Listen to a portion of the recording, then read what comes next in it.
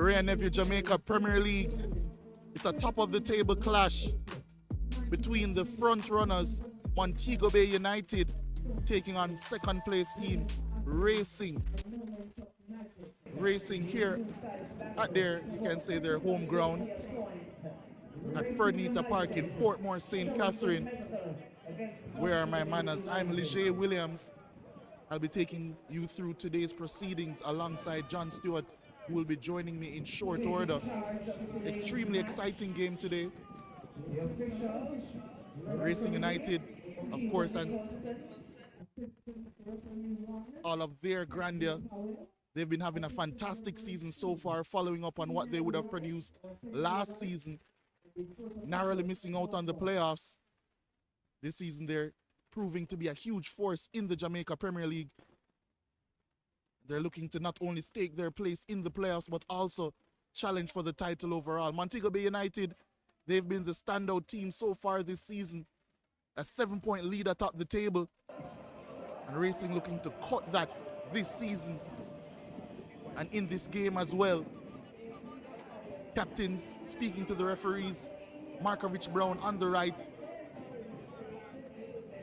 Lima, the man from Brazil, leading this Montego Bay United team. He was on the left.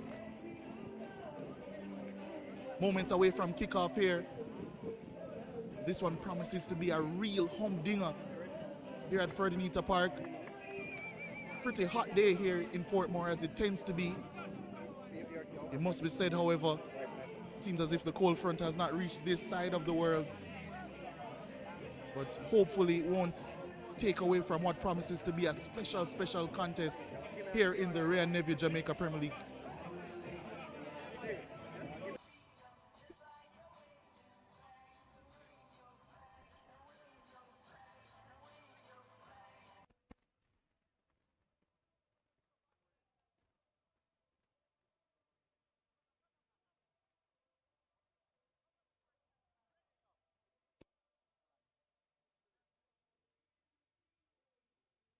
Mere moments away now. Montego Bay United, their major team news. In case you hadn't caught it before, they will be without Jordan Fletcher, not only today, but for the rest of the season as well. Going forward, maybe even longer than that, because he has secured a transfer away to Vietnam. The league's leading goal scorer, Jordan Fletcher, with 13 goals. Montego Bay will have to do without his services. Big miss, but you can surely be knowing that they will have firepower to replace him. Brian Brown leading the line today. Kimani Arboin on the left, Nasharda Gibbs on the right. Extremely attacking lineup for this Montego Bay team. Racing, they've gone with an attacking lineup as well, as they tend to do. We'll run through the entirety of the lineup in short order. But for now, let's focus on the kickoff. And we have it now through Timar Lewis. Philando Wing going long to begin. As he goes to Nasharda Gibbs. And Montego Bay United look to put an imprint on this game early.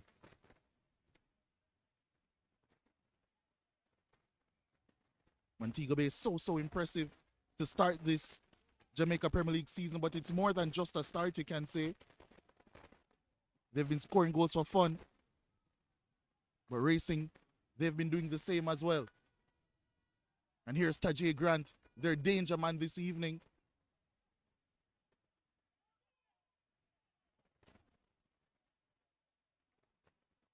Cross looking to come in down that right-hand side, but Montego Bay through Kimani Arboin and friends.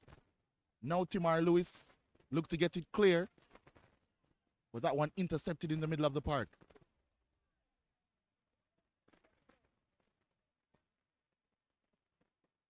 It's going to be quite intriguing to see which one of these teams really settle into the game first. How the battle is won in midfield as well. Montego Bay have gone quite light in that area, as they have been recently. As that shot from the top of the box trickles through. Devani Burton. That's not the best of headers from Markovich Brown, you know. And now it's Montego Bay United through Nasharda Gibbs on the right-hand side. He can't get it in the box. But they recycle. And now here's Malachi Sterling on the left. Timar Lewis settling. He's going to get a shot off, but it's wide. First real sighter in this contest so far.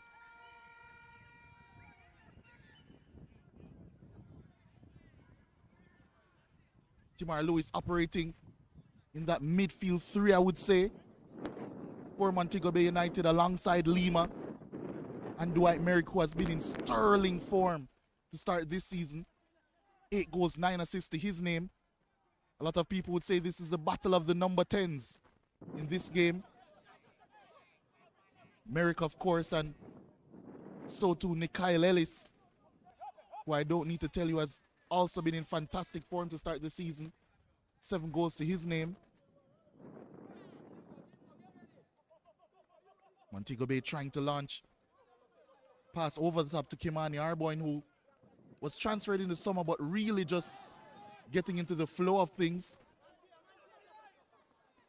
Sterling to Arboin. Now to Timar Lewis. Here's Merrick trying to get around, unable to do so, and here comes Racing temporarily as Philando Wing makes that interception. Forcing it a bit there, Sterling. And now Racing regain possession. But Montego Bay quicker than Racing to begin. And now here's Tajay Grant down the right-hand side. Trying to slip that one through. But well dealt with by Montego Bay United as they clear.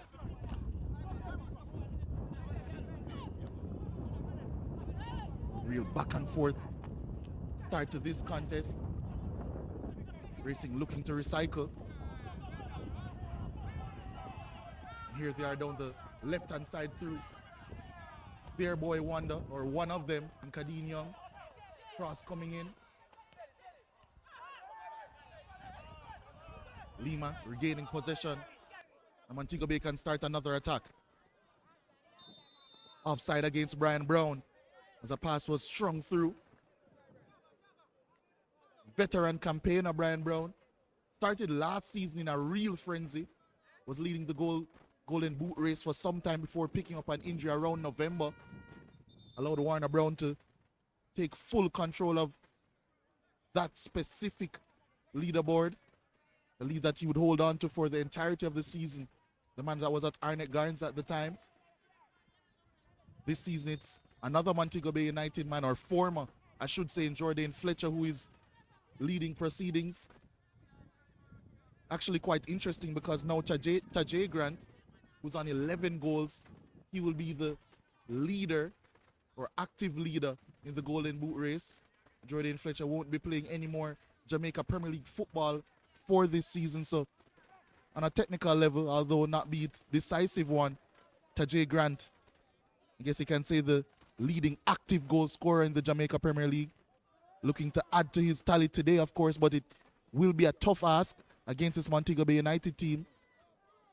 Here's Timar Lewis down the right-hand side as he evades some pressure and slips in Nasharda Gibbs. Gibbs unable to keep that one in down the right-hand side.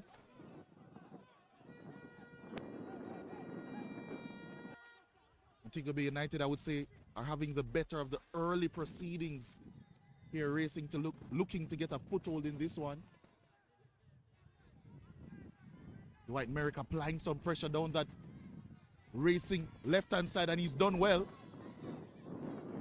Brian Brown finds Merrick. He cuts it back to Lima. And after a deflection, it floats through to Aaron Ennill, who looks to find a teammate, but he goes straight to Okima Jones, so Mobe can keep up some pressure now.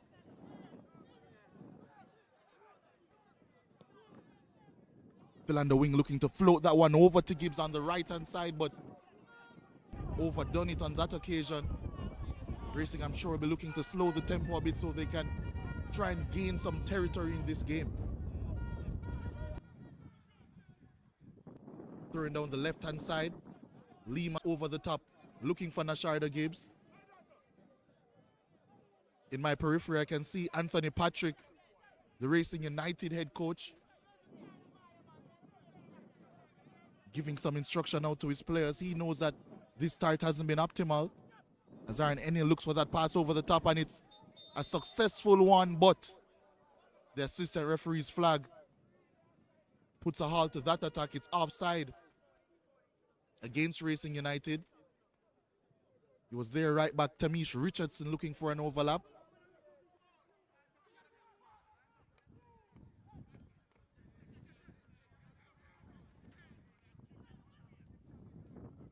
Lima over this free kick for Montego Bay United. And we're seeing an early tactical switch from Racing as well. Kadeen Young now onto the right-hand side, having started on the left. And Tajay Grant now on the left after starting on the right. Timar Lewis, wayward pass with his weaker right foot. And now a chance for Nikyle Ellis to set the tempo and pass that ball over to the left-hand side as Racing now find Tajay Grant over on that left. But Akima Jones does well, intercepts that pass. So too does Nikyle Ellis as Montego Bay look to play out from the back. Racing United giving up possession once more, and here comes Nasharda Gibbs in acres of space looking for a run in behind. I think the breeze might have helped that one through to Aaron Ennill, who, let's not forget, was employed by Montego Bay United as of last season, moved over to Racing United in the summer transfer window. Here he's in possession once more. Finds a pass over to the left-hand side, but it's miscontrolled. And possession once again, I would say lackadaisically, given to Montego Bay United as Akima Jones races through, looking for that combination with Timar Lewis. Fortunately for him, but fortunately for Racing, that combination wasn't a fruitful one. Ennill.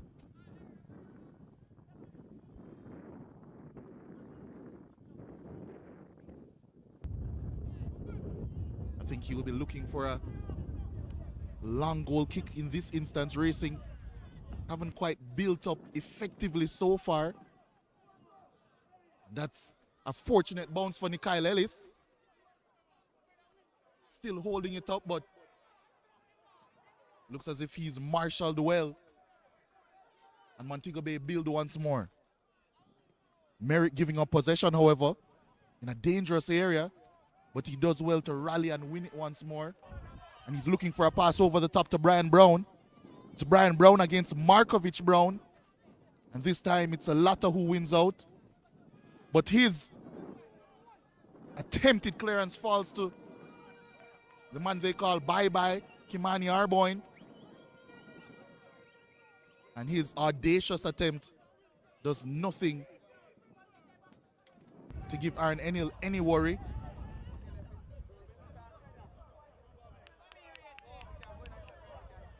And Ennill taking some time over the goal kick. And typically when you see goalkeepers or defenders take time over set pieces like this, is because they understand that the tempo has flown against them. And they're just looking to settle their team down a bit. So far that tactic hasn't worked because it's still Montego Bay United now through their goalkeeper in Davoni Burton, who's settling proceedings. Philando Wing looking for that pass over the top, but unfortunately for him, it's not an accurate pass to his teammate Kimani Arboin, who both of those players would have spent a lot of time together at Arnett Gardens. So too their head coach, as a matter of fact. Both of those players would have played under Xavier Gilbert at Arnett Gardens as Timar Lewis looks for Nasharda Gibbs down the right-hand side once more. And he does well to dismiss his defender. Puts the cross in, but it's not an accurate one. And Racing United, once again, I would say, survive defensively. Malachi Sterling wins that duel, but it's straight to Racing United once more.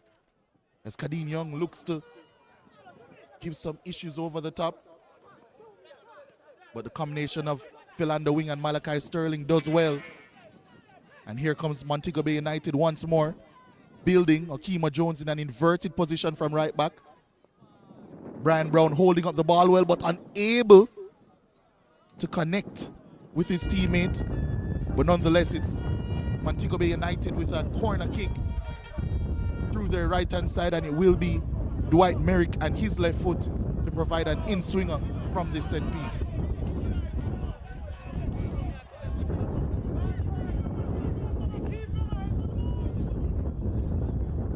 A plethora of games going on currently, simultaneously with this one.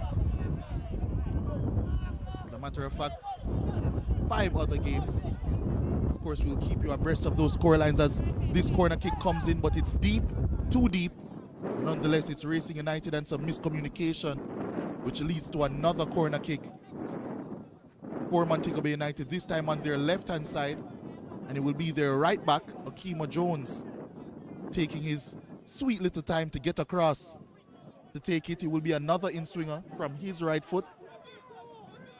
Racing United trying to get settled defensively. They've left 2 players forward, Javon Cole and Kadeen Young.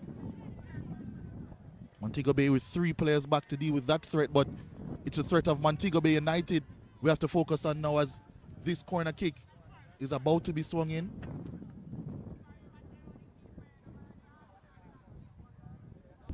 Comes in again deep to that back post, and it's a good one.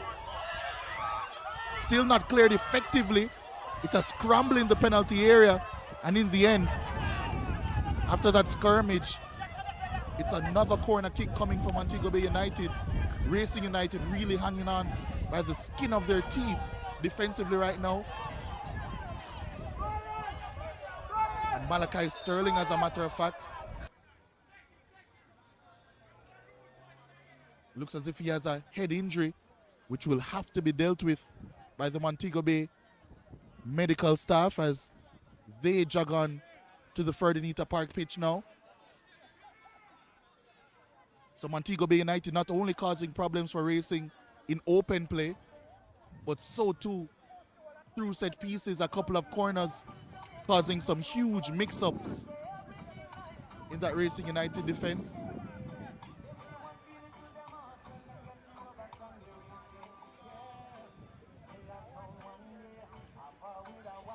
Sterling receiving some treatment for that head injury. It seemed as if there was a stray elbow in that skirmish in the penalty area.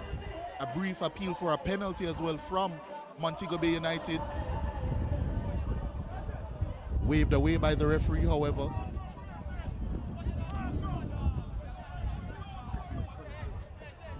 And it looks as if we'll get a chance to get play back underway in short order. And it will be Dwight Merrick and his left foot once more to swing this one in. It's an in-swinger. This time towards the penalty area. And a foul actually going against Montego Bay United. And Racing United finally, they get some reprieve from the onslaught that was coming their way.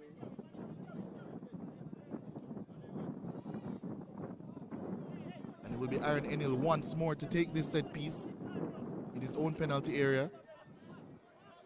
And judging by this setup from Racing United, he will be going long once more. And he does. It will be Kadeen Young contesting it, but it's Malachi Sterling who wins it. But Young does well to get out of that predicament and win a throw-in for his team, which Richardson will take down this right-hand side. And a loose hand from Kimani Arboin gives Racing United a free kick in what is a dangerous area.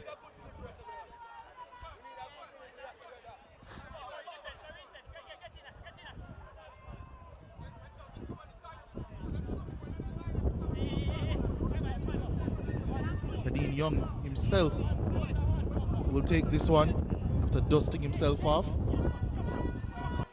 Very, very talented striker of the ball, Kadeen Young. Had another stellar season in schoolboy football with St. Catherine High. Here's the delivery. It's a header met by a racing player, you know. Had Devoney Burton stuck. But no harm, no foul for Montego Bay and the man that they call Buffon in net. He takes this one short, or at least he was preparing to, but it will be a long goal kick. Montego Bay overloading the last line in preparation for that long goal kick. And it comes now. Brian Brown lost that one under the sunlight, but he's in a lot of space now, and he hasn't lost this one as he heads it into the path of Nasharda Gibbs, who takes a shot. It's saved. Brian Brown does well, recycles, and Merrick, excellent block from Richardson. Excellent, excellent block. Danger once more, and the 8-goal man unable to add to his tally through some excellent defending, last man defending, last ditch defending from Racing United and Tamish Richardson. The pressure continues, however, through this corner kick, which Merrick will take himself.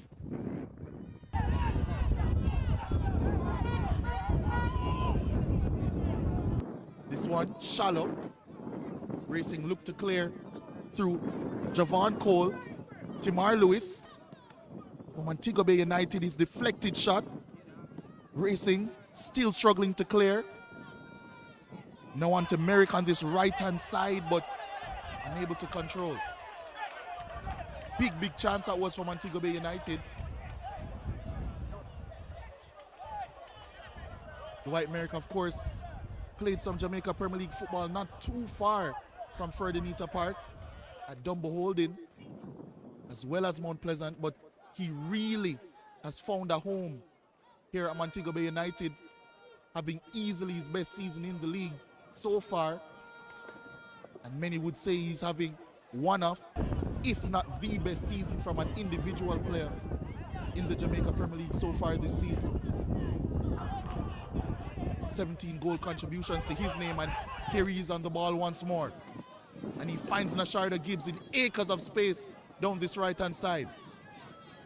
He's looking for options. He finds one in Timar Lewis. He settles the play, goes to Akima Jones, his right back, and here's Nasharda Gibbs once more. They've slowed it down.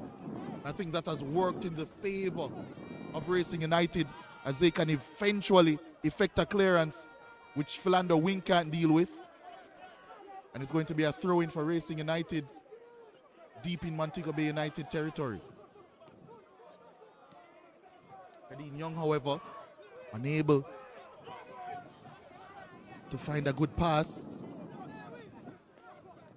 And this one cleared away from danger by Markovich Brown.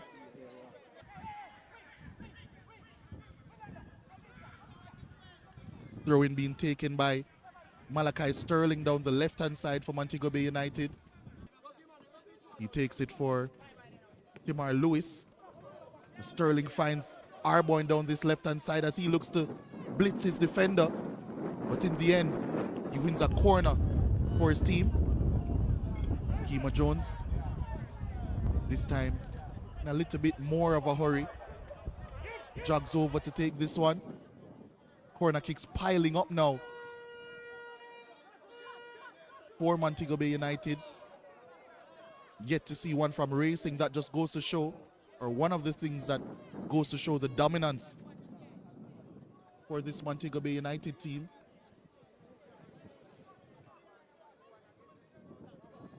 Inswing coming in once more through Jones. It's deep to the back post. Too deep. Kept in. But it's Racing United who escape with it, at least temporarily. Reed does well. He's fouled in the process of trying to shield out the ball. And Racing get a mini reprieve here.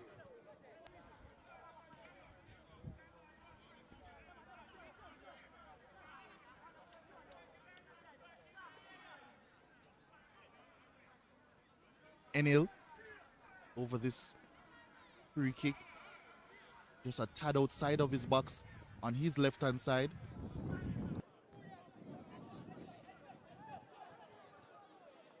It's a long free kick.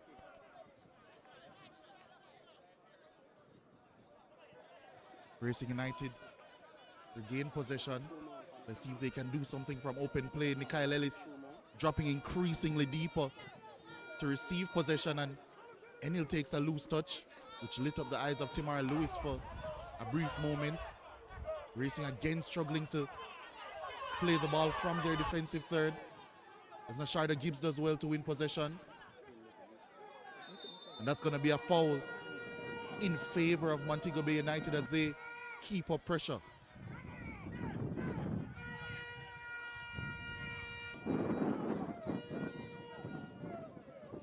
Said that we would keep you abreast of all of the other games going on simultaneously to this one. A loaded 3 p.m. schedule in the Jamaica Premier League today on this Sunday.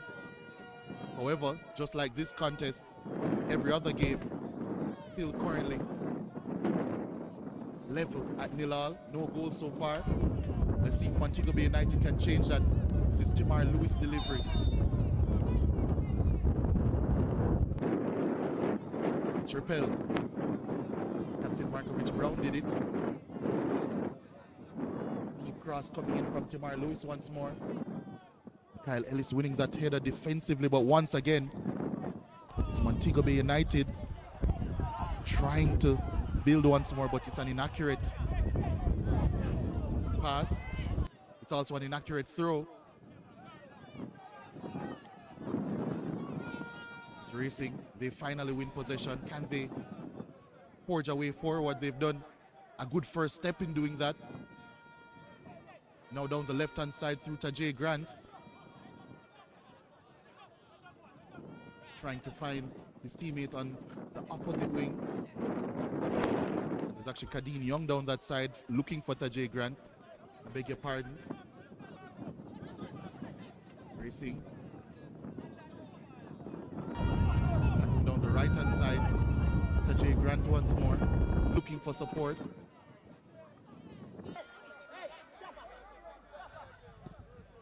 In the end, he can't find any. It's a good clearance from Montego Bay United. That's a poor challenge coming in. Brian Brown writhing in pain. It was Tamish Richardson late on the veteran striker. You hear shrieks of pain all the way up here from our commentary position.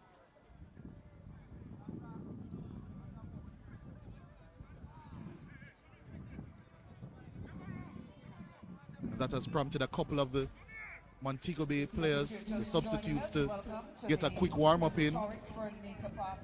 Here at the Royal Navy Stadium, the score goalless, no goals just yet. Around 25 minutes in this game and no goals so far. Not for a lack of trying, I would say, especially from Montego Bay United, who have been by quite a distance a superior team in this game, but yet to drive their advantage home with any sort of goal. Dwight Merrick, I would say, has had the best opportunity.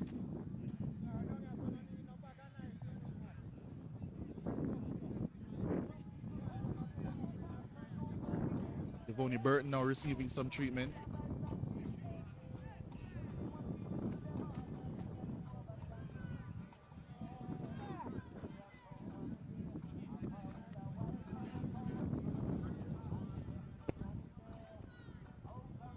Burton back up on his feet. I would assume that he didn't have a significant ailment, just something that teams do, goalkeepers do, to give their team a chance to have a word with their coaching staff.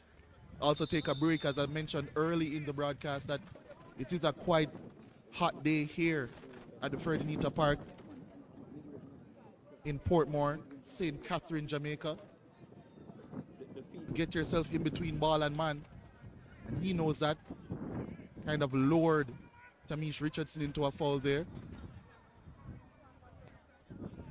A foul that Malachi Sterling will leave for Philander Wing. At a point last season, Philander Wing started playing for Arnett Garnes at centre back. Has made the move over to Montego Bay United, playing that role. And down there, left-hand side. Down there, left-hand side. Once again, gifting possession back to Montego Bay United. Throw-in coming in, and it's Brian Brown, who does well. Finds Timar Lewis. Tries to drive in the box. And in the process of trying to drive, fouls a Racing United player. I believe that's Jimoy Jones, centre half, and it's Racing United with a free kick, which Aaron Ennill will take. Man from Trinidad, highly touted it during his time in Trinidad. Aaron Ennill came over to Montego Bay United last season, started the season as their number one, was displaced towards the end of the season by the man starting in goal for Montego Bay United today, Devoney Burton. And during the summer made the switch to Racing United. Timani Arboyne does well, finds Timar Lewis. Tried to find Timani Arboyne, but Richardson does excellently to find his teammate. And here comes Racing once more. And that's a pass over the top, which Wing, not the most convincing of clearances, but a clearance nonetheless.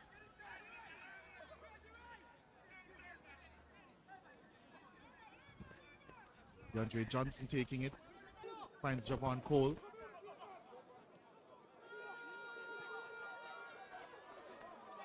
Kadeem Young, still Racing. Montego Bay unable to clear, and it's a real scuffle in the penalty area. But Montego Bay somewhat unconvincingly, but in the end decisively, finding a clearance. And Racing look to build once more.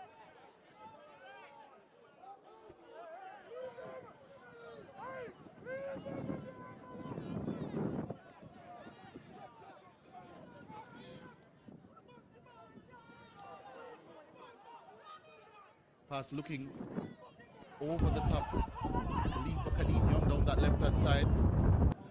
Montego Bay and Okima Jones deals with it well. That's an excellent pass from Dwight Merrick. Here's Nasharda Gibbs. Back to Merrick. Does well. Finds Timar Lewis, who should have made it 1-0. Really should have made it 1-0 for Montego Bay United. The inquisition in the Racing United defense continues, but such good work from the creator-in-chief of this Montego Bay United team, Dwight Merrick. Excellent position in that inside channel, taking up. When he laid it on a platter for Timar Lewis, it should have been a goal.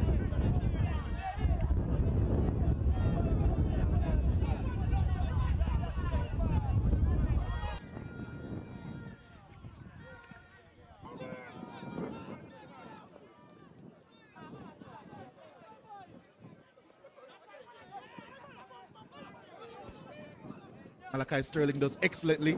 It's Brian Brown, the striker, who has found some space on the left-hand side, and Malachi Sterling, I think his brain was moving at least 2 or 3 times faster than his feet there. Got mixed up. Maybe he wanted to shoot, maybe he wanted to pass. And all of that indecision has ended up leaving Racing United with blushes spared. As Aaron Ennill takes another goal kick, this one a looping effort, which Sterling himself can intercept and recycle as Montego Bay United look to forge another attack.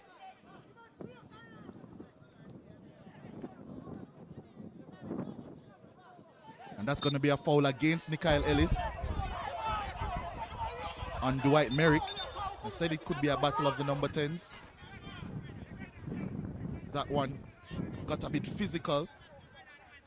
Not often they're in the same area of the pitch. As a matter of fact, it was actually Nasharda Gibbs. So maybe that battle has been put off, at least temporarily. Gibbs drifting into the center of the pitch. Wing looking for a longer pass. Albeit they didn't win the first ball, but they win the second. And here's Merrick once more. Finds Timar Lewis, who finds Brian Brown, who finds Merrick, and with a shot with the outside of the boot. It's blocked. And that's a poor pass coming across. Devereaux McKenzie apologizing for that errant pass. Richardson finding Javon Cole, who finds Tajay Grant. Grant driving. That's had a quiet first half, but finds a pass which is offside. The shot scuffed and put wide nonetheless. That's a danger though that Tajay Grant can provide. Not only a goal scorer, but also a big creative force for this Racing United team. 15 goals and assists to his name so far this season. 11 goals and 4 assists to his name. Montego Bay, they have to be wary. As long as this game remains 0-0, that Racing don't need much to find a way to take the lead in this game. Long goal kick approaching. As a matter of fact, it's an offside call, so a long free kick approaching for Montego Bay United.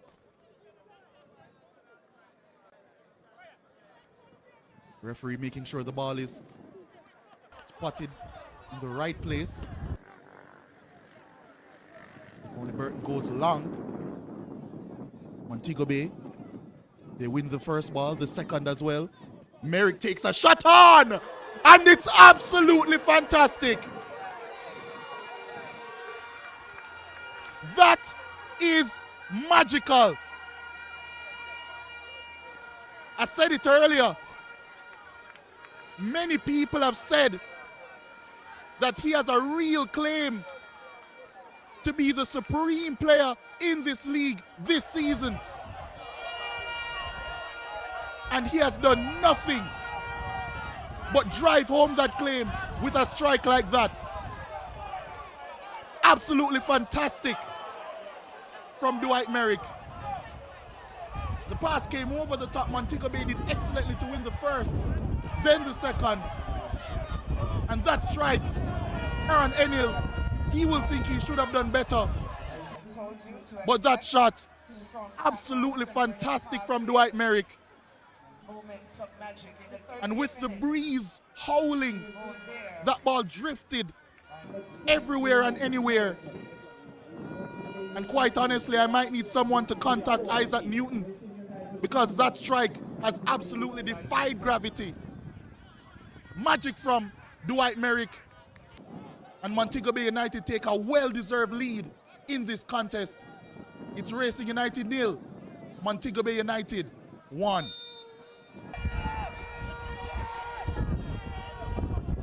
My, what a strike.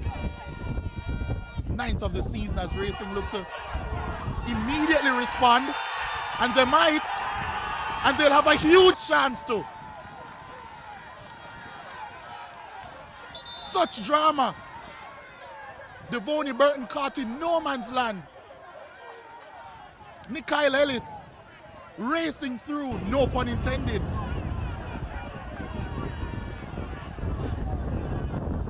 Immediately from kickoff, it's a pass over the top. Followed his own initial pass, Nikhil Ellis. McKenzie slow to react, Burton in no man's land, and the keeper can have no complaints about fouling Nikhil Ellis in the penalty box. The number 10 still down following the contact, but I think he'll be quite glad to know that he has won his team a chance to draw a level in this contest. It's a penalty to Racing in short order.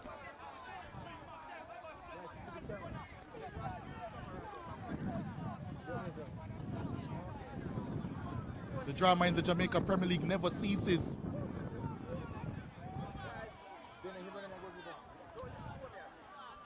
Devoney Burton really should have done better there. Poor goalkeeping.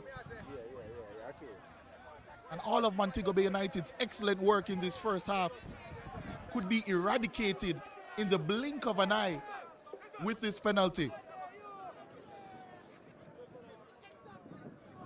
And no doubts about who is going to take this one. It's Tajay Grant. Racing's number 7. He's been quiet by his standards so far in this game. But he has a chance to draw Racing level and score his 12th goal of the season. Chances don't get bigger than a penalty. They say the probability of one going in is close to 70%. The XG of it is 0.7, therefore. Can Tajay Grant drive home that statistical advantage and drive home this penalty as well? He steps up and converts. No doubt about it. Burton went the right way. The undershirt says, "I belong to Jesus." Clearly a religious man. And you can tell that religion is certainly driving him this season as he's in the form of his life, slotting home yet another goal. Really coolly done, expertly done, that penalty.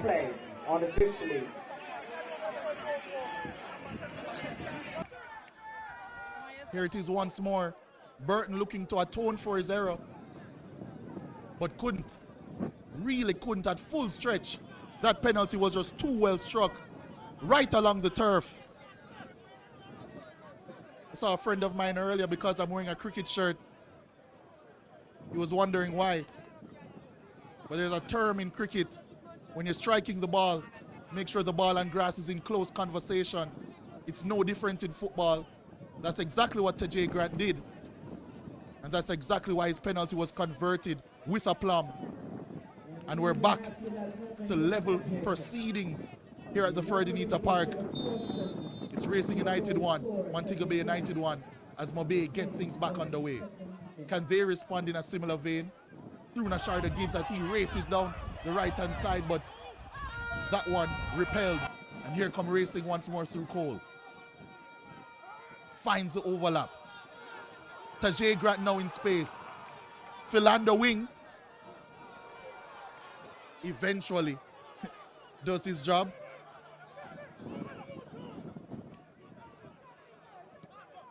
Looking for a pass through that space, but as he so often does, the Racing United skipper, Markovich Brown, does well. And now Racing United, buoyed on by that goal, looking to have some confidence, and they're driving now down the right-hand side, cross coming in. Repelled. Markovich Brown once more. Now it's Racing United with the wind in their sails. An odd type of pass from Javon Cole. But now here come Racing once more. They're flying to end this first half. Pass over the top, attempted pass over the top.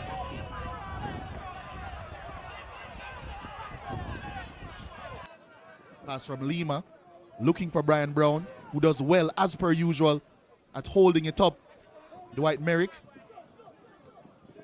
Attempted pass over to the left-hand side, skewed, but it will be a throw-in nonetheless, which is taken, and Timar Lewis, handball against him. Quick scores across the league as this game ramps up as we go into 3 minutes of stoppage time. Arnett Gardens leading Tivoli in that derby game at the Edward Seaga Sports Complex, courtesy of Fabian Reed in the 40th minute. Dumbo Holding leading Waterhouse not too far from here through a Tufferai Bygrave, his first goal back at Dumbo Holding in the 34th minute. And Portmore United leading Harbour View by a 1-0 as well at the compound through Javier Brown in the 28th minute. Can we get back a lead in this game is the question I'll ask as the first half ticks down. Timar Lewis does well. Can he keep it in? He does. Can he evade his defender? He seemed to have. And in the end, it looks as if he was caught by a stray hand, but the referee says nothing doing as Montego Bay get a throw in their own half. Mackenzie. Pass to Merrick. First touch. He does well. Evades his defender. Clearance. Once again a throw into Montego Bay United.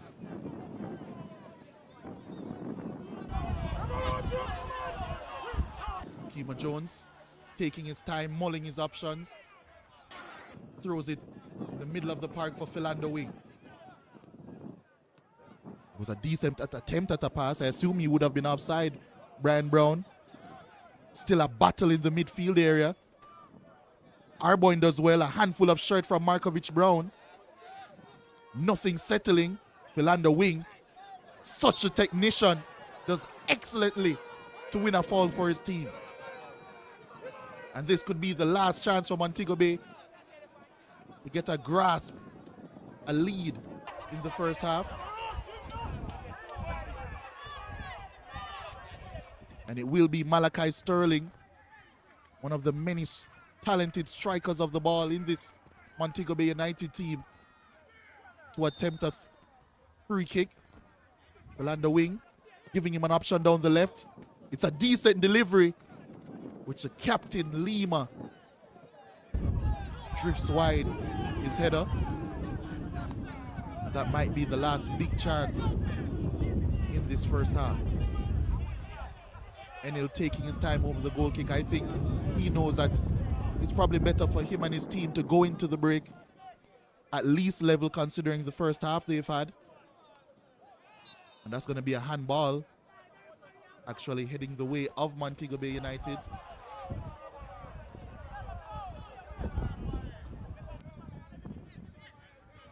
Free kick to be taken by Mackenzie. No time for it as it's half time here in the Jamaica Premier League, here at the Ferdinita Park. Racing United, who have adopted this ground as their home, they've had a tough go of things in the first half, but they enter the halftime break level, courtesy of a penalty from Tajay Grant. It was an equalizer following an absolutely mesmerizing strike from Dwight Merrick, his 9th of the season. After 45 minutes plus, it's Racing United 1, Montego Bay United 1. We'll join you for second half action.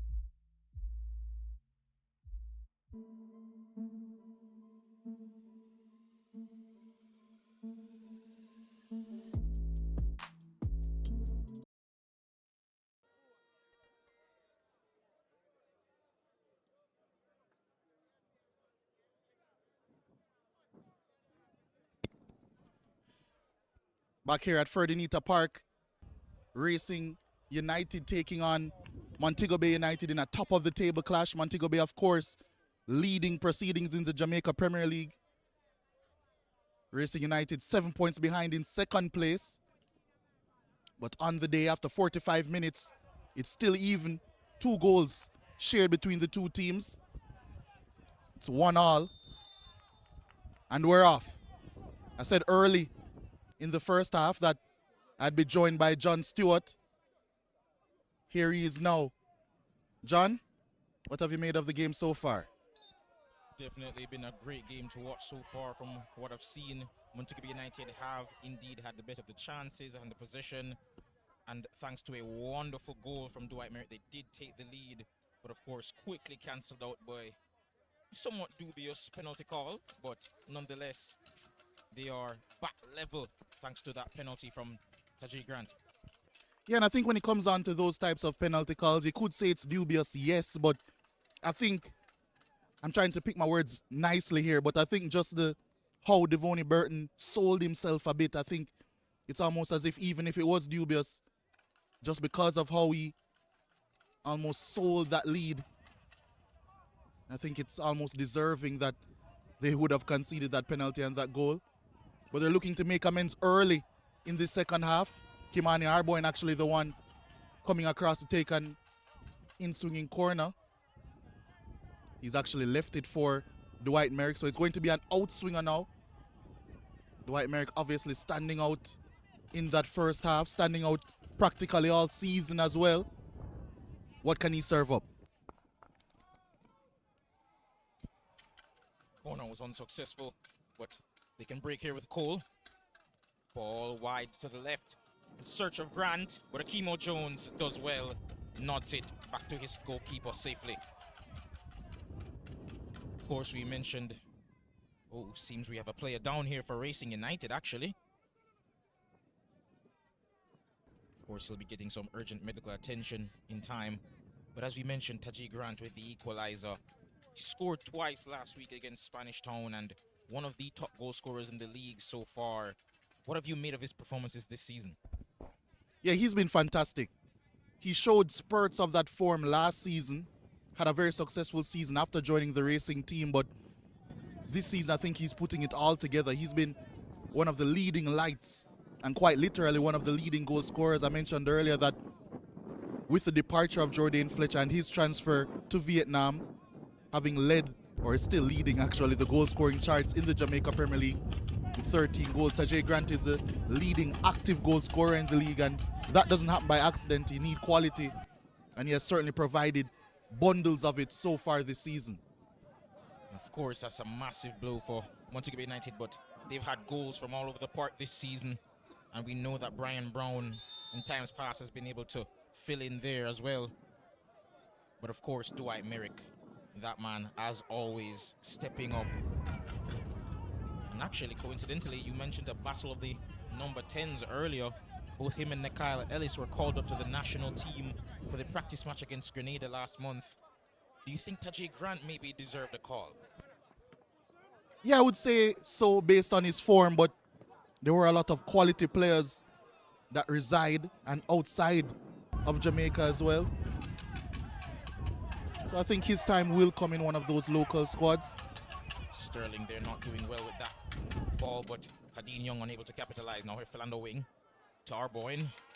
Pass just a bit too much on it, and that will go out for a throw-in to Racing United. As you mentioned, I definitely do think based on form, he could make a claim to earn a spot, perhaps even in the games upcoming in March. But here's a cross supposed to come in from Dean Young, but eventually does come in towards Ellis, but Burton does well with that there. And he'll clear that downfield towards Brian Brown, who has 2 defenders on him and loses that aerial duel. Yeah, but so many of those long passes are about winning the second ball as well, which Mobe have done well. And here's Okima Jones looking for support down the right-hand side. Bit isolated out on that right-hand side there, just looking for Timor Lewis to combine with, but Devereaux McKenzie will come across to take this throw in. Coincidentally from my alma mater, Herbert Morrison Technical.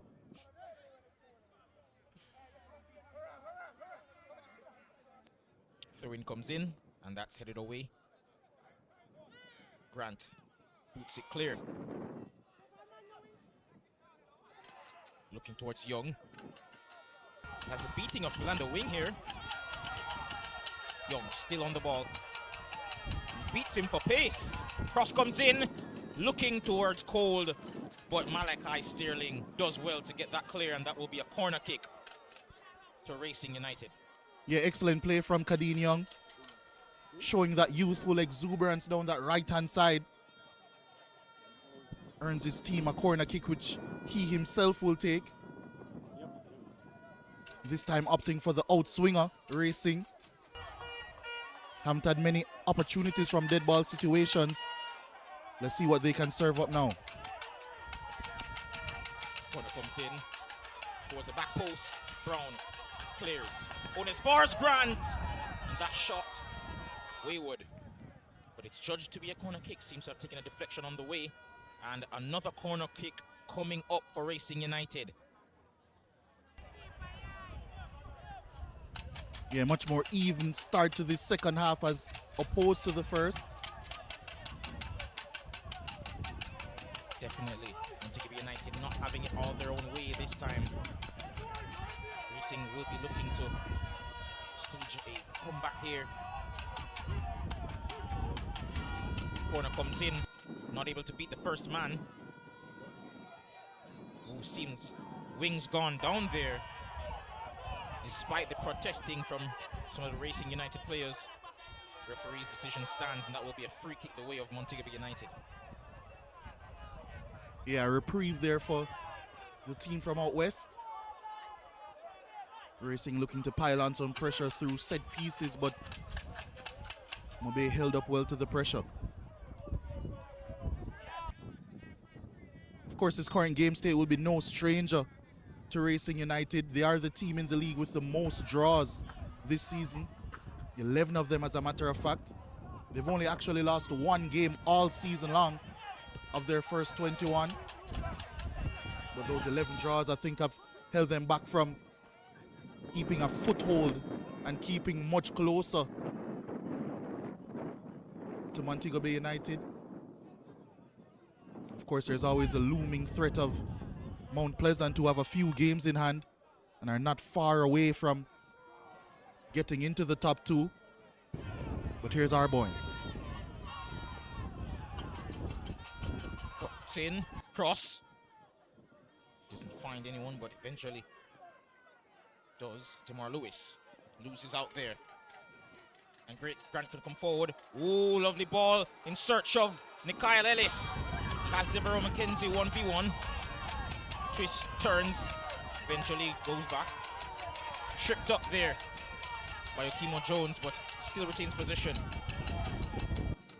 Siobhan Reed eventually loses the ball to Timor Lewis.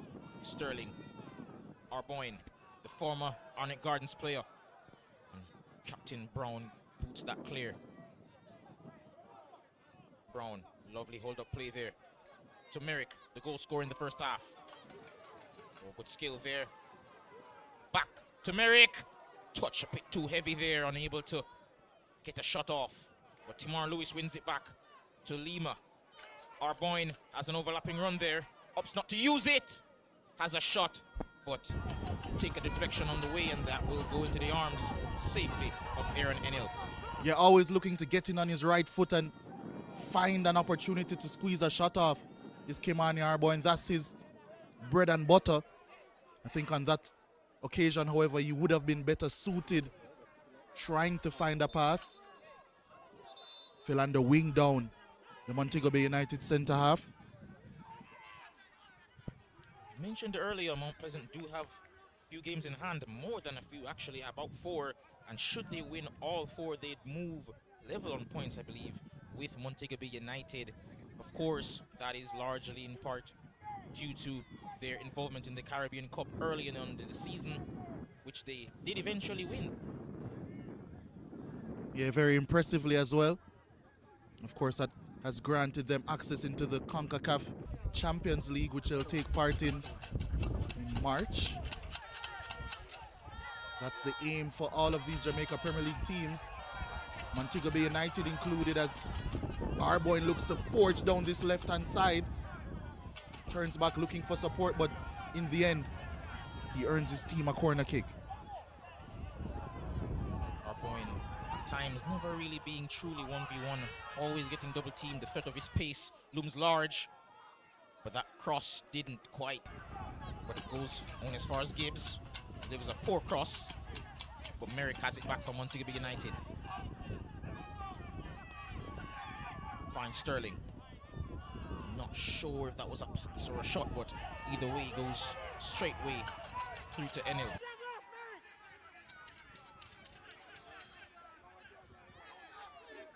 Enil just instructing his defenders to give him some space. He gets that out wide to Jimoy Jones.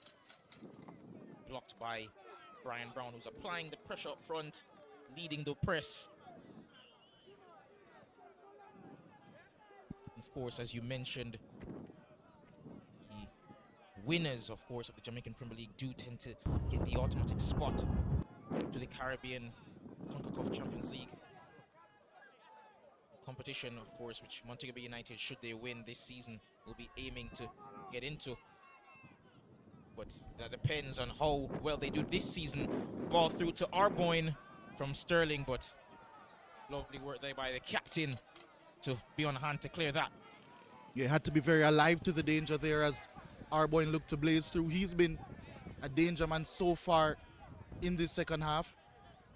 Mobe, a lot of their attacks have been down this left-hand side as they take this corner kick quickly. And it's a combination which has yet to bear fruit, but they're doing well. But it's another corner well defended by Racing. Lovely, well-worked corner, but ultimately to no avail. And we have another one coming up to be taken by Okimo Jones. We'll be hoping they can take the lead here. Corner taken. Cross comes in towards the back post, looking for Brian Brown. Just a bit too much on it, and that will go through for a goal kick. Montego Bay United, bulk of their attacks coming down that left-hand side, as you mentioned before, but no, it's not been fruitful thus far. Yeah, it hasn't quite worked out for them on that occasion. The cross just too heavy for the veteran striker. The game getting a little bit more stretch racing with more space and time in the middle of the park. Something that they had pretty much none of in the first half. Cole with a poor touch, and Timar Lewis now.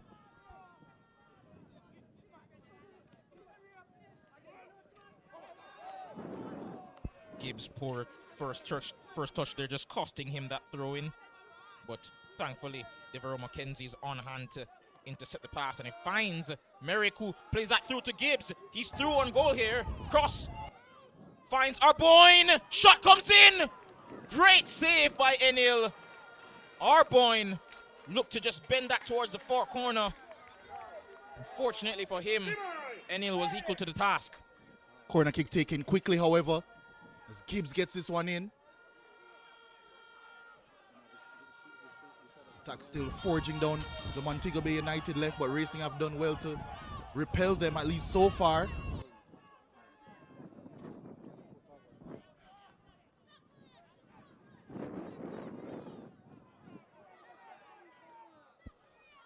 Cross comes in towards Lewis, headed on by Brown, but not able to head that goalward. And it seems as if now Racing are feeling the strain, and so too is their head coach, Anthony Patrick, because it seems as if there will be 3 changes by Racing upcoming.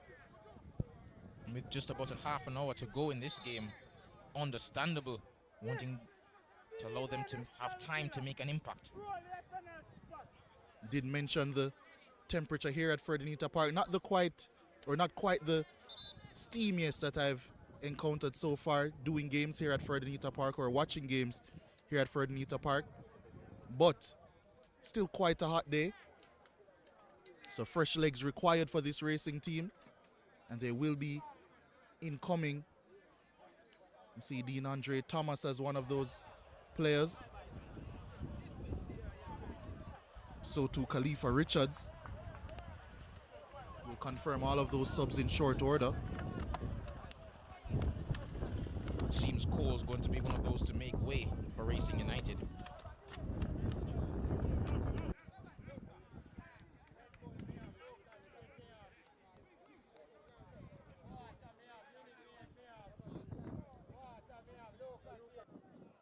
Plays just about to resume here, but making the changes first, and as is expected, Javon Cole will make way here.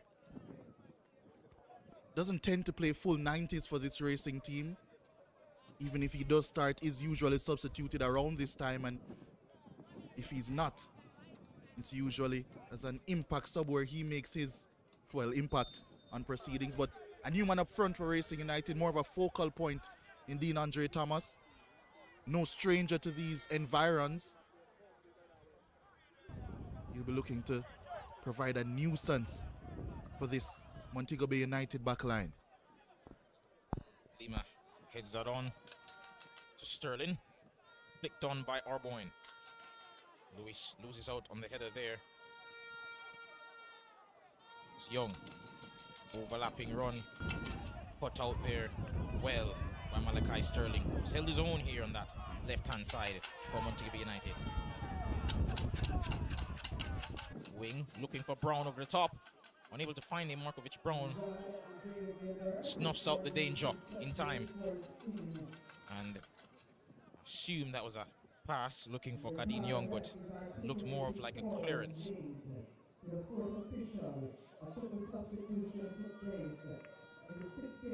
Just the confirmation there by the stadium announcer of the triple substitution just made by Racing United, of course, who are hunting down the league leaders. They will be seeking to just close that gap.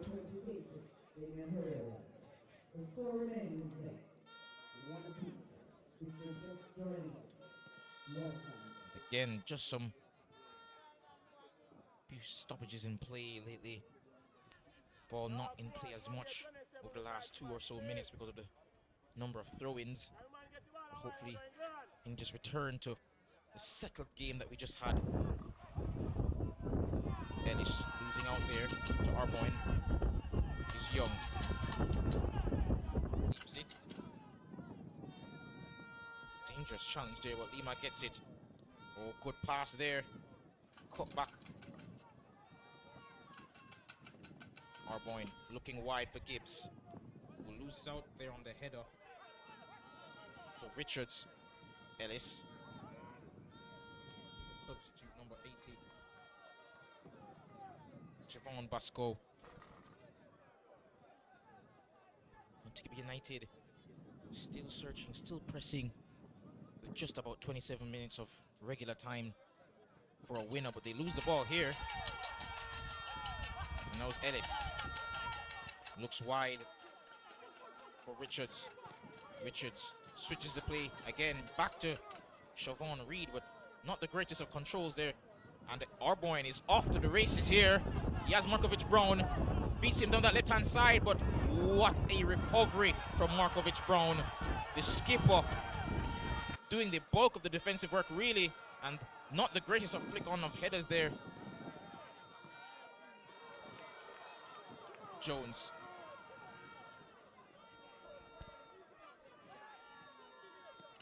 Looks for Brown, but pass not accurate. Sterling looking for a foul, but none coming. Yeah, and all of a sudden the tempo in the game has increased substantially.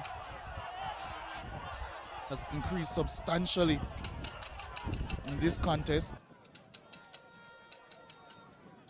It's Racing United in possession down this right-hand side, slowing things down a bit, but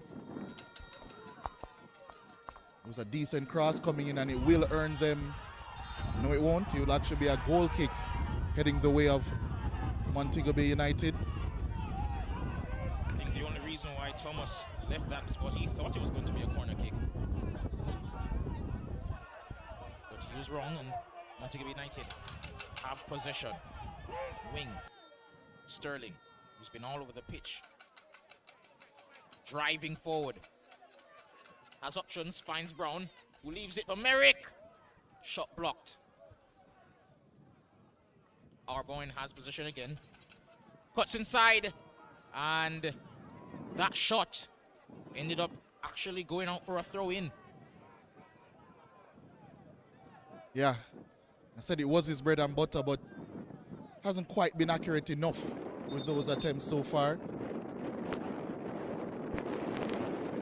Looking for the reverse Iron Robin. It's more like a Timo Werner.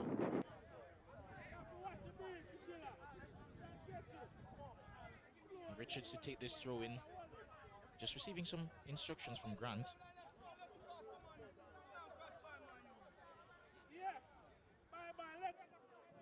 A number of substitutions just warming up now for Montego Bay United. Coach Xavier Gilbert just sensing that it is time to introduce some fresh legs in hopes of a winner. Of course, being this the top of the table clash, he understands the value of all 3 points here today. Yeah, it's not only just the value of the points itself in terms of extending the lead atop the table, but also a psychological one. I think it's pretty much set in stone that both of these teams will be making their way to the playoffs unless we see some sort of calamitous drop-off from both of them. So I think with the possibility that these two teams will be facing off in those playoffs, I think these top-of-the-table clashes are so important when you factor in the fact that that advantage mentally is so important. If Mobe were to get this win today, winning their round 3 matchup as well, heading into those playoffs if they were to face off, what would that be like on the minds of the Racing United players heading into such a pivotal game or set of games in the playoffs? So a lot of things to factor in. Most definitely. And the games in the regular league portion of the season do matter, but it is also important to notice that what matters is what you do in the playoffs once you get there. Because we saw last season, I think on the last day of the season, where Tivoli Gardens actually beat Montego Bay United to get in and ended up losing to Montego Bay United in the playoffs. So it does matter, but ultimately what matters most is what you do in the playoffs. Yeah, most certainly, and Mobe, they know that for sure. Of course, they were beaten out by eventual champions Mount Pleasant in the semi-final. And a fantastic semi-final as well. Pair of games. Here comes Dean Andre Thomas though down the right-hand side, but his touch around the corner a bit too far for even his speed to keep up with.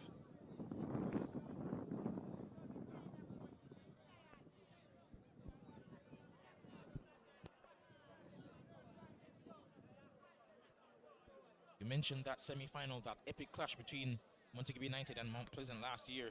It's actually thanks to a goal from a brilliant youngster, Franco Celestin, who coincidentally was supposed to join Montego Bay United during this transfer window, but ended up staying at Mount Pleasant. Quite controversially as well. So it seems as if there's some contention between the two teams on that side of the island. That won't matter too much to Montego Bay, I would assume. Of course, they do have a plethora of attacking options, but the more the merrier, they say. Yeah, certainly is the slogan for Mount Pleasant when they stockpile their talent.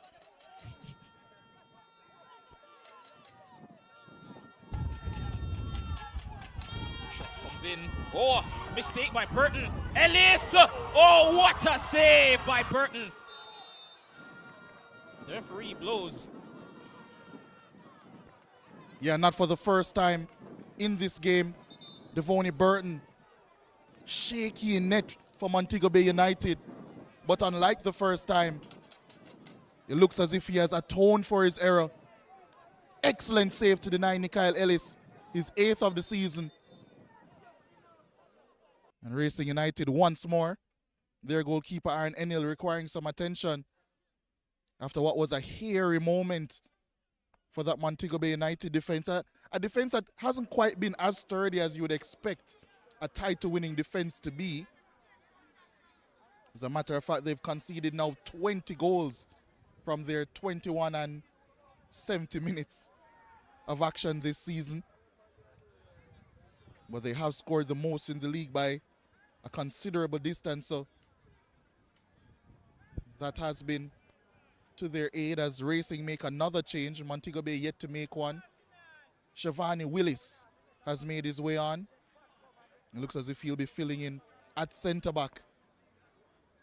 Of course, he's playing against his former coach and a couple of former players as well on a ground where he used to ply his trade for Portmore United, so a homecoming of sorts for Shivani Willis. Remember last season he scored one of the goals of the season for the second season running here at the Ferdinita Park for Arnett Garnza. Thunderous left-footed effort, but he's playing deeper today, so maybe no scope for him to get that shot off. What do you make of the potential substitution maybe of Jamari Clark off the bench? He did start the season, of course, on fire, but seems to have fell off of form as the season has grown on. Yeah, speaking to the Montego Bay United team, I think it's all about just getting him fit and firing for the back end of the season. As you mentioned, Jamari Clark did start the season in excellent form and was scoring goals, was creating goals. With the former national Jamaica under-20 man, he certainly has been struggling for injuries. You see him amongst the subs warming up as well now, but he would certainly be a different proposition for those Racing defenders. His height, his physicality, his speed in behind, and his finishing ability as well. I remember he's finishing the very first game against Mount Pleasant of the season for Montego Bay United. I said that you could tell that he got his formal education, footballing education in England because of the quality of the strike. It wasn't necessarily a difficult chance, you know, but just how he would have applied himself when finishing, striking it across the body low and hard. That's a skill that you simply don't teach once you pass a certain age, so he will certainly be an asset for this Mobe team and certainly could be an asset in a very long-winded answer in this game as well. Clark, just one of the many attacking options for Montego Bay United, which is a slight contrast to that of Racing United, who have heavily depended on Ellis and Grant this season for goals, much to the lament of their coach, actually, who mentioned their need for a true number 9 early on. Yeah, and I think that remains the case for them. They have made moves in the transfer window, but probably not quite as pleased as he would want to be. And I think he'll be even less pleased now if his team were to concede a goal from this set piece, as Malachi Sterling looks to deliver. 6 Mobe bodies in the box, but Sterling hits the first defender, but still not clear. Suggestions of handball there, but referee says play on. Sterling down that left hand side, the cross comes in but blocked, and tried to find Tajay Grant, unable to. Looks as if Mobe United are preparing their first change of the afternoon. Turkleman, Wayne Gordon, now their leading goal scorer in Jamaica Premier League history, or at least recorded Jamaica Premier League history. The team formerly known as SEBA. I'm sure the historians out there will tell me that many a man have scored more than Wayne Gordon's 40+ goals, but in recorded history at least, he is the club's leading goal scorer. He'll be looking to add another one here this afternoon. Always hitting double digits at the end of the season. He'll be hoping to make an impact here. Chris Gibbs loses out to Richards. Boots it clear. Trying to find Grant, unable to. Thomas. Richards, dangerous tackle there. And that foul will go the way of Tamar Lewis and Montego Bay United. Richards still pleading his case to the referee, but it's not going to be a fruitful discussion. And Wayne Gordon, just a confirmation there of his substitution of the former Arnett Gardens player Kimani Arboin.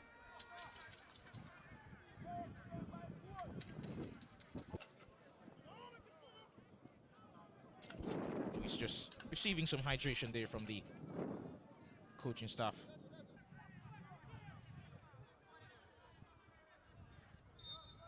Looks as if it will be, Devereaux McKenzie to take this one.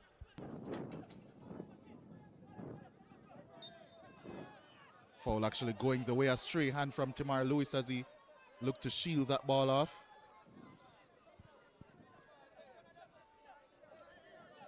Displeased with the decision, but I believe Basco's eye will disagree there.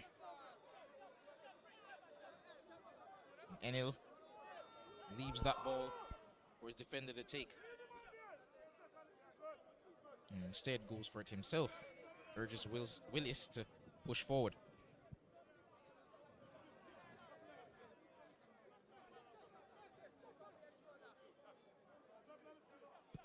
Ball cleared downfield. Looking for Grant. Loses out on the header there to Sterling. There's Gordon. First real touch of the game. And Sterling wins the ball back from Grant. Wing. Yeah, finishes the clearance. Less than 15 minutes to go in this game now, and both teams still searching for a winner. I'm sure it'd be quite frustrating for Racing to draw their 12th game of the season. Could be offside, and it is. Thomas just not watching in the line there.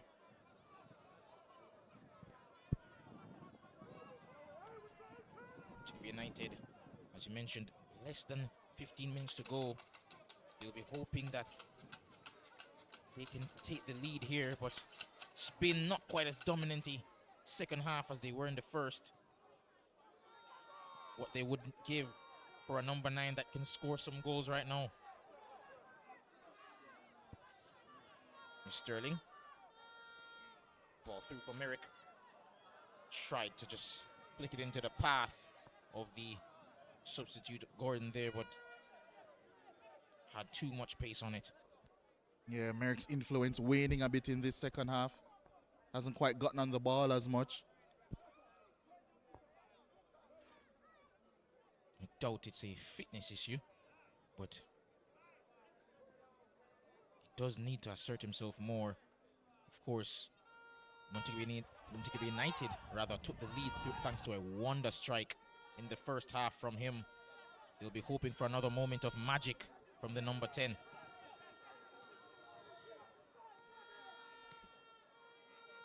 Sterling. Ups for Merrick. Merrick's pass unsuccessful there, and Racing can clear. Now here's Kadeem Young. Ball over the top, looking for Thomas. As Devereaux McKenzie in a foot race.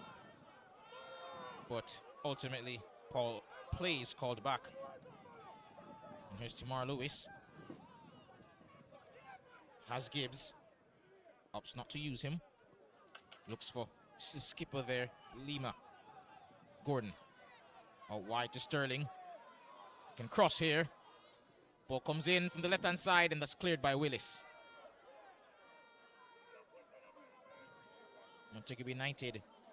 Cross is coming in, but no end product as yet. Oh, good turn there. Trying to thread the needle to find Brown, but unsuccessful, and the play goes the other way. Yeah, foul against Montego Bay United.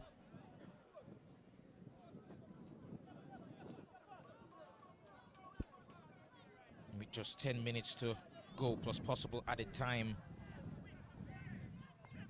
really have to wonder, where did the spark go from the Montego Bay United attack? It looked so dangerous every time they went forward early on.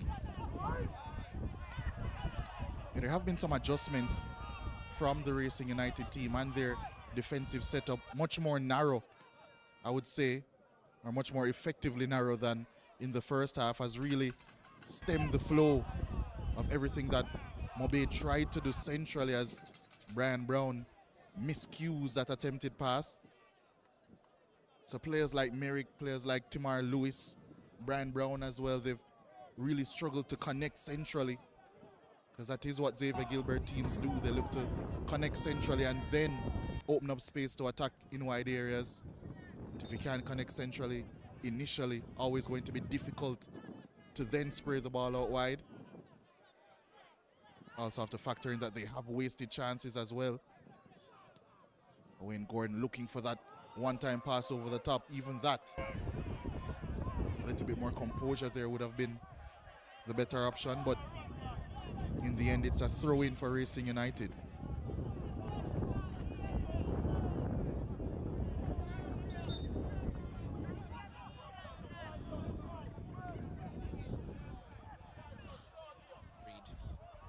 It's cleared again by Racing United. Wing to Sterling. McKenzie. Being urged to push forward. And he finds eventually Gordon. Wing. Finds Gordon in a dangerous position. Brown rather has space to shoot. Goes for it. And a save by Enil. Gibbs with the follow-up. Suggestion of a penalty.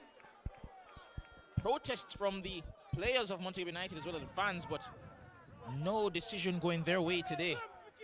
Yeah, it's only going to be a corner kick for Montego Bay United, as even though that one was struck right at Aaron Enil, it was a ferocious one as the cross comes into the back post, but Brian Brown unable to control it. Dean Andre Thomas does well initially and for the second as well, but left his elbow in the face of Devro McKenzie, and that's going to be a yellow card to the veteran striker. And I would suppose that the yellow card is not just because of the challenge on McKenzie, but because he just got away with one on Okimo Jones prior. Yeah, here's a chance for Montego Bay United. It was an excellent pass coming in, and Willis did well but then lost his balance. It was a ferocious strike, but Enil stood firm and then coming across. Racing United in the end, scrappily yes, but got that clearance as they survived another chance, as Mikhail Ellis is limping off the pitch, it might seem, and he's actually making his way off for Racing United. Not a good sight, and hasn't quite impacted the game as he usually does. But there is a change coming up for Racing as Haley Beckles makes his way on.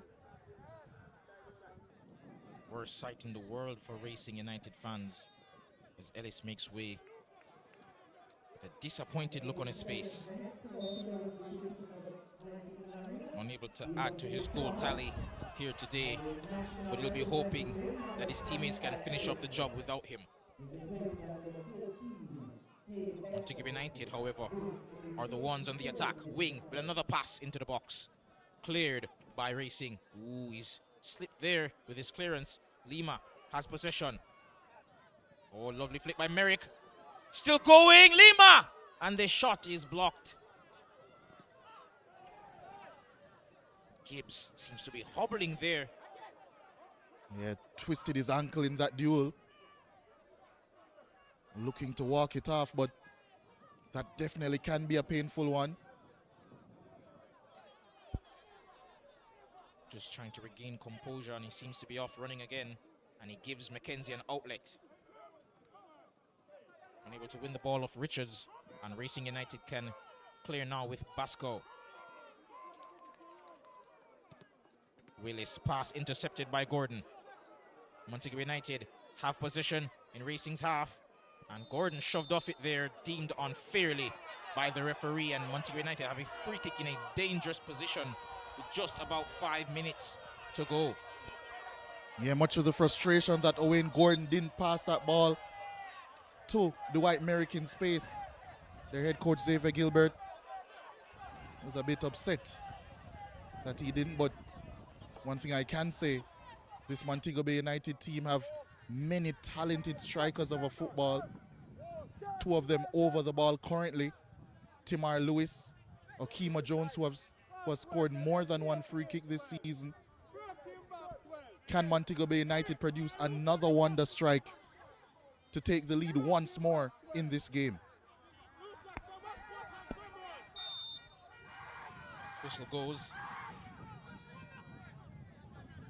And it'll be Lewis. High and inaccurate. Montego United still searching for the winner. Had a beautiful opportunity there, but wasted by Lewis.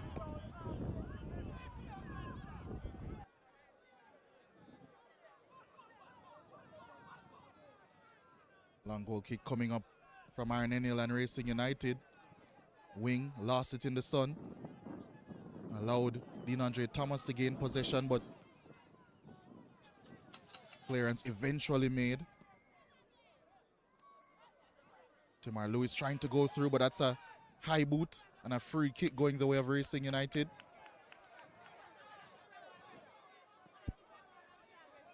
I have to say, of course, once you're in the position, you always have to go for it. But I must say, given from where they've started from just a couple of years ago when Uni Epstein took over, I must say it's been a remarkable process of growth for Montego Bay United. A 7th place, then 3rd place finish, and now they're league leaders. Yeah, it's been a constant rise for Montego Bay United. They're looking to continue their ascendancy now.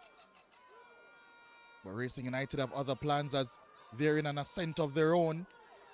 Clearance eventually made. Dangerous back pass there, but still dealt with by Enil under pressure from Gordon rather. Here's Lewis out wide on that left-hand side. Early cross, but intercepted and played dangerously into the path of Enil, but seems another Racing player has gone down. The injury bug seems to have affected them as well. Yeah, maybe a touch of cramp, it seems. Said that we would update you on the scores around the league. Goal scorers as well. Portmore United, the usual home team here at the Ferdinita Park. They're 2-1 up against Harborview. Javier Brown and Peter McGregor scoring for Portmore. Trayvon Reed scoring for Harborview.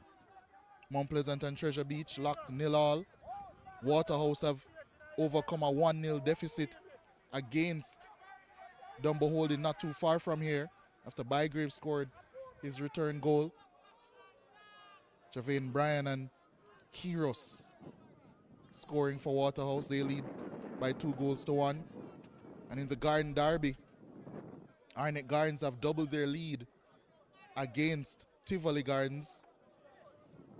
Fabian Reed, as he has done so many times, a brace for Arnett Gardens.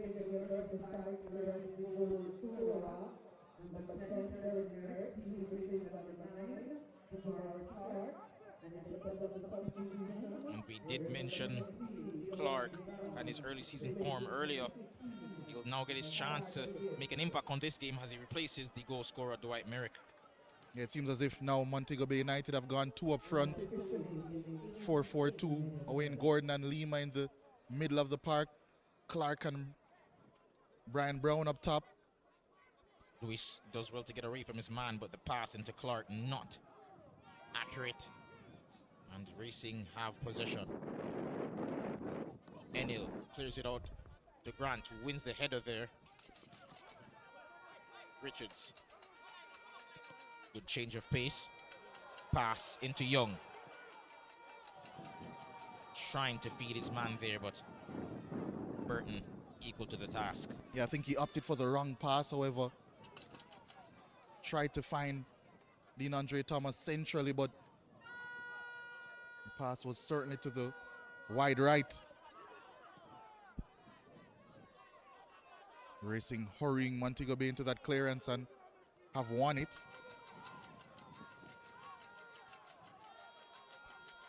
And there will be 4 minutes of stoppage time at the end of this game. What can either of these two teams provide?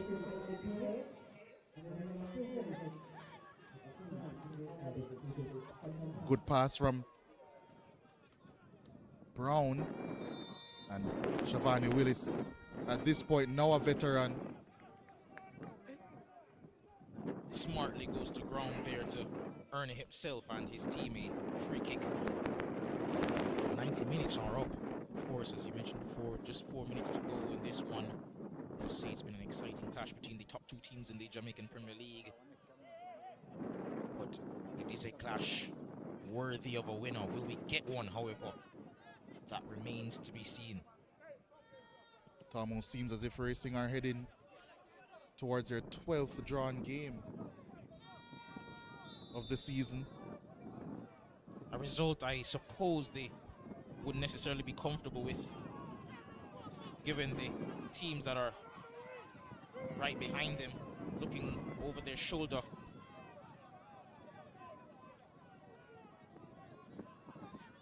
It seems to have been a collision there, and seems to be Grant who's on the pitch in some pain. Thankfully back to his feet, and Mackenzie will resume play. And as you rightfully said, they have gone for a two up front approach with Brown and Lewis high and wide. Gordon out wide to Brown. Beats his man. Oh, lovely bit of skill there. And the referee says no penalty.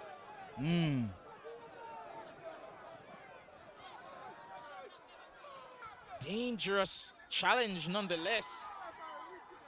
And another decision goes against them.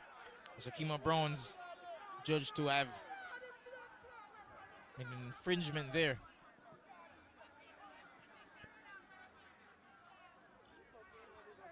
You speak about a dubious penalty in the first half. That certainly is about as dubious as it gets. DeAndre Brown twirling in the penalty area. Left his defender for dead. And seems there was an illegal contact there, but the referee disagreed. Here we have the replay.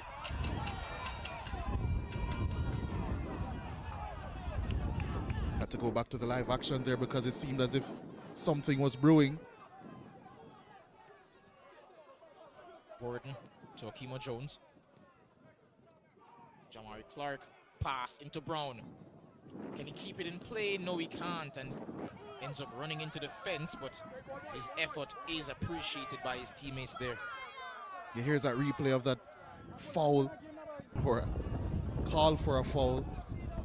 Brown did well, teased his defender, went inside, then out. There was an outstretched leg, but a leg that was always retreating. Brian Brown doing well here, but that man once more, the captain, Markovich Brown, clearing and leading his team forward. He's had a good game thus far. Wing searching for Brown, unable to find him. Lima to Clark, who holds up the play, the big man. Finds Lewis. He has Sterling out wide. Cross comes in. Clark unable to meet it. Gordon volleying high and wide. No danger to the goalkeeper with that effort. And that does it.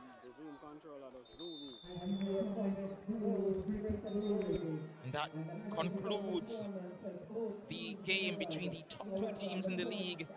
A wonderful match we've been able to witness, but unfortunately couldn't get a winner.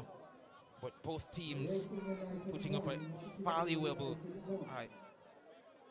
a great fight, a valiant effort, and the score at the end of it remains Racing United 1, Montego Bay United 1, thanks to goals from Dwight Merrick and Tajay Grant from the spot in the first half. Of course, that means Montego Bay United still remain league leaders, with teams retaining their position in the table. Racing United, of course, as Jay mentioned, 12 draws now in the season. Will be disappointed with the result, but given the circumstances of the game, they could be forgiven for being okay with the result. But that concludes our coverage of today's proceedings. It's been Jay and John Stewart, your commentators for today, and that is that.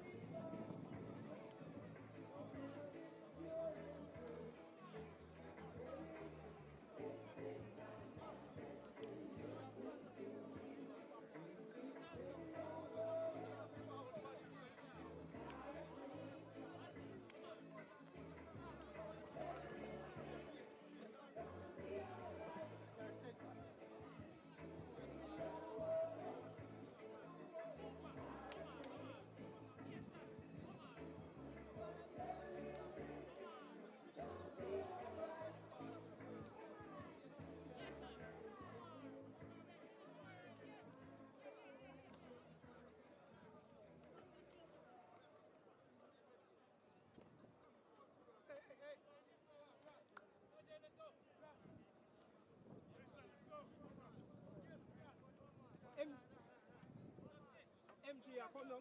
I have the interview.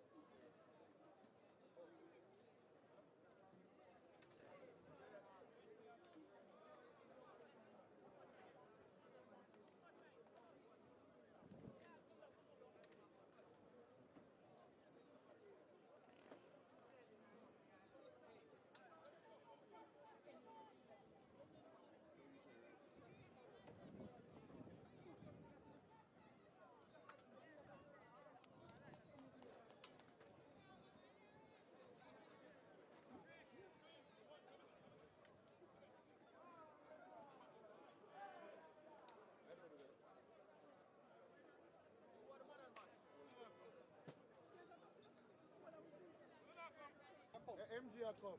But it's all separate from that, yeah? It's all separate from that.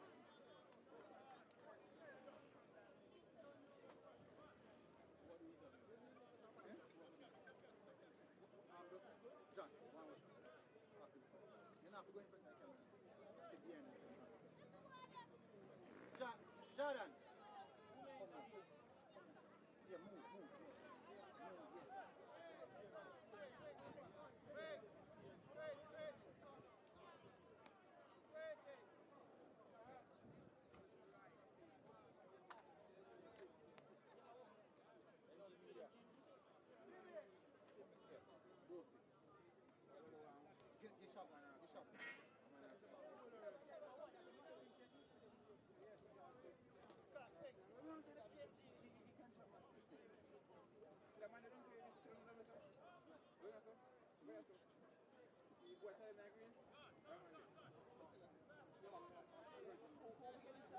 you get it. Sharp. Yeah, man. What your mic come? Hold on.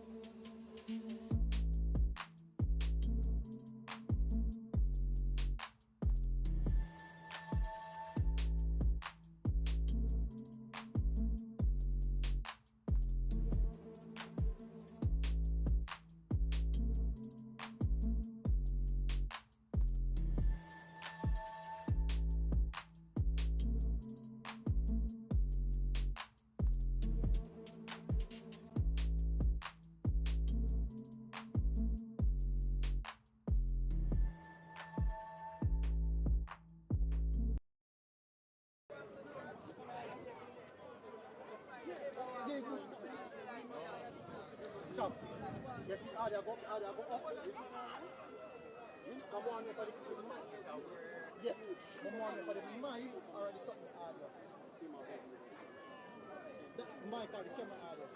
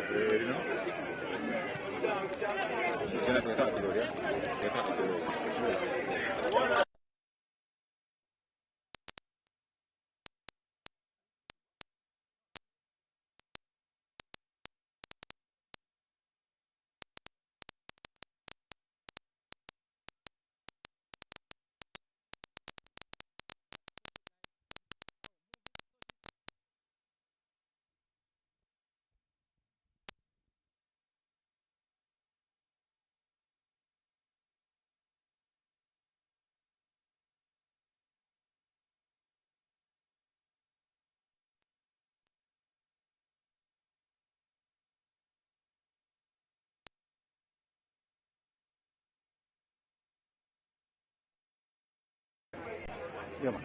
Good afternoon, Dwight. Congratulations, you've been awarded the man of the match.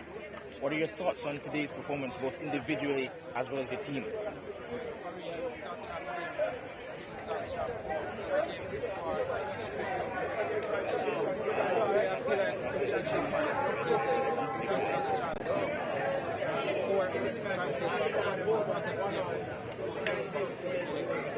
Of course, you had an amazing effort in the first half to break the deadlock.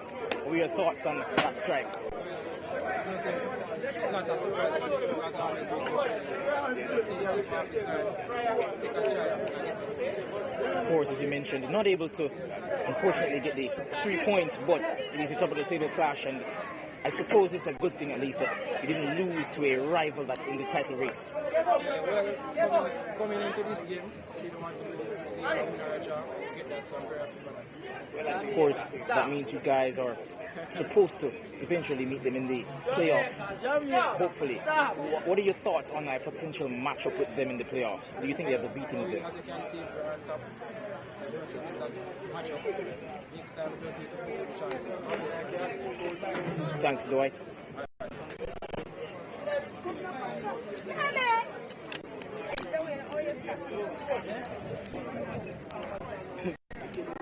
No,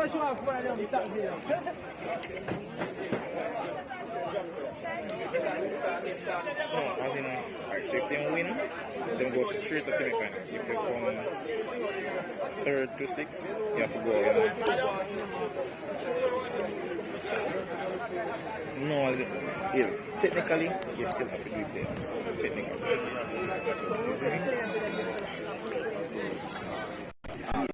They still can play off. Answer me, but yes, I know. Right, answer me, bro. Is it black? No. Yeah, okay, is it black?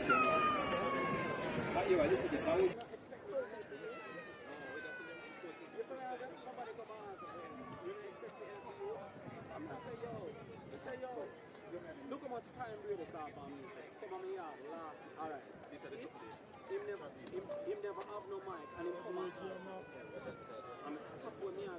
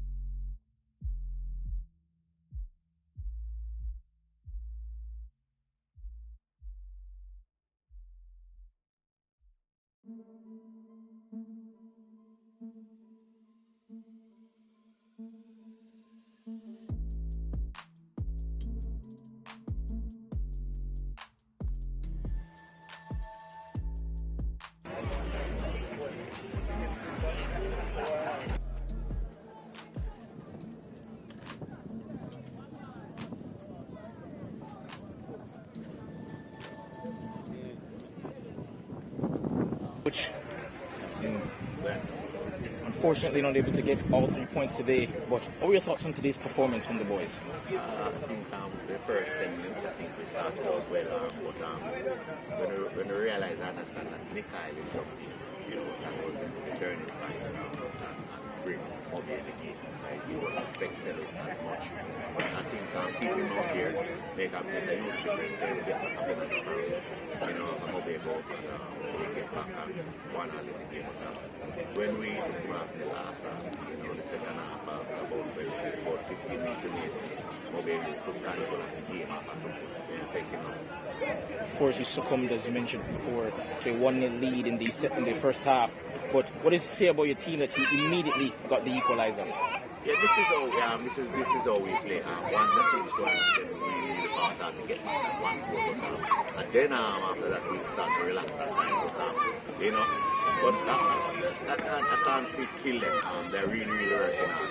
When they do have a real number 9 to play, and to get goal for us, then that's going to be a problem. But they are youngsters and when they look around the team, the midfield are playing. and they are really, really coming up jumps. And this is something you've mentioned actually quite a few times this season, the lack of a true number 9, being heavily dependent on Mikhail Ellis, as you mentioned before, and Tajay Grant this season for goals. Is that something you'll be looking to rectify in the transfer window? Yeah, transfer window, that has gone, but we just have to continue to work and with all the way up, all the youngsters, hopefully they will continue to work and get us over there. You mentioned Ellis's injury previously. Is there any update on his fitness at the moment? No, there's a little niggling in his knee there at halftime break, so, but it's nothing serious. We just have to manage that now. Of course, that has been your 12th draw of the season. What do you think is the difference as to why you're not able to squeak out those narrow wins at times? That number 9. That's the number 9 that they keep on, lamenting and talking about us. But, the youngsters are doing. Then they look at them and Achilles. Again, come up jumps. Nearly 20 something goals for us last year. And again this year, they're about 20 goals again this year. So definitely they are the good guys. Grant for sure. Midfield. Grant for sure has been a breakout star this season. Has his form this year been a surprise to you at all? Has his form this year been a surprise to you at all? No. They are good, talented players, So and from their in teenage years coming up, so just have to just bear fruits, just continue to work and going and continue to play. Unable to get the victory in the top of the table clash, but nonetheless, we'll keep moving forward and, of course, secure that playoff spot. All the best for the rest of the season, Coach. Yeah, man, thanks.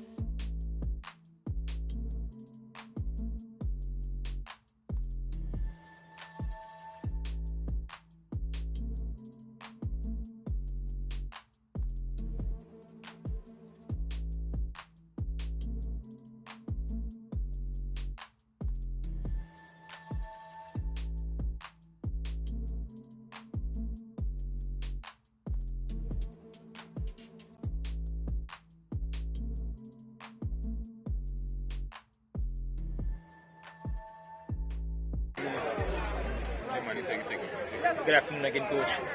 Of course, unfortunately, couldn't get the 3 points today, but what were your thoughts on today's performance? It wasn't bad. I thought we had some good moments in the first half and we could have scored a couple more goals, but nevertheless, it is what it is, and I thought we lapsed in concentration immediately after we scored. Gave up a PK and they equalized. But such is the nature of the game. Disappointed that we didn't win, happy that we didn't lose. Of course, after that moment of magic from Dwight Merrick, immediately conceding the equalizer. Your thoughts, not just on the goal itself, but the penalty decision? mean, from where I'm sitting, I thought we didn't defend well enough immediately after we scored. You know, I said to them, we can't allow such a fantastic goal in that game. You know, and I thought we defended poorly immediately on the restart. I don't know if it's a PK or not. The officials made a call and we just got to work with it. I thought we got a good shout in the end there.